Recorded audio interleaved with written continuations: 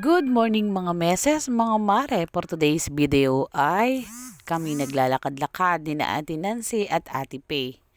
At sabi sa akin tayo ngay maglakad-lakad at na ma-exercise ka naman at nang hindi na diyan ka nalaan sa bahay. Ay di ang ginawa ko po ay sumama ka sa kanilang dalawa. At sabi ko maiging maglakad-lakad at ako po na may araw-araw na laang. Pagising sa umaga ay kakain lang, maliligo, punta na sa bayan para magtrabaho. At alam po naman ninyo, bawal magpahinga, hani po.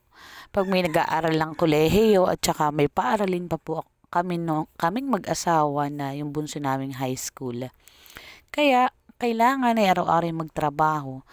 Kaya sabi natin ang sini Ate Pe, dinaanin ako. Abay tayo maglakad-lakad man lang, tayo ma-exercise. Sa totoo po lang, ay kahit kami magkapit-bahay, kami bihirang magpangay-pangita.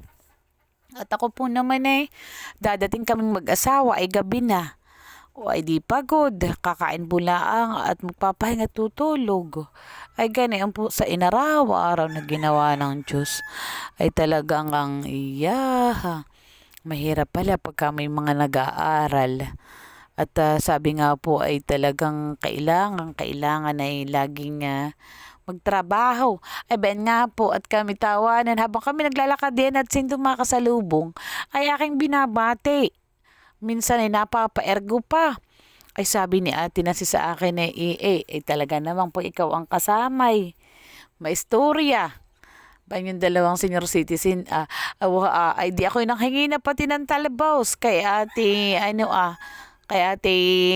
Minda, asawa ni Kuya Rodel. Tapos si Mustasa naman galing sa asawa ni Shernick kay Michelle. Nakita-kita ko yung naggagama. Sabi ko abay may mustasa sa gate. Hindi aking hiningi. Ba naman si Ate Piao, isa sa nakasalubong namin kalong-kalong ang apo. Ay nakipag-ergo na naman si Akaw. Ay yung dalawang matanda. Ay diretso paglalakad. Ako'y nangangaiwan.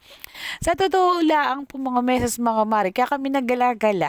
Ay yung kay Ate Nansing bauna ng tubig. Ay naiwan niya sa covered court nung sila mag-get together ng mga senior citizen. Abay di aming pinuntahan at yung pala na kay Ate Minda.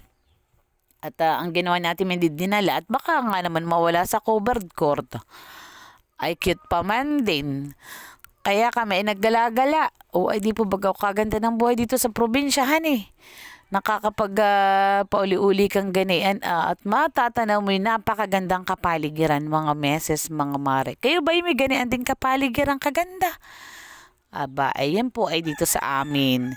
Dito sa aming probinsya, sa Infanta Quezon, ay dito pinapakatahimik, payapa, sabi nga simple ang buhay, pero masaya.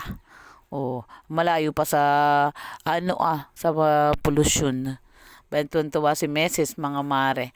At biro mo nga ng mga nakapaglakad na, pawisan din. Yan po yung hindi pa malaan na naghihilamos.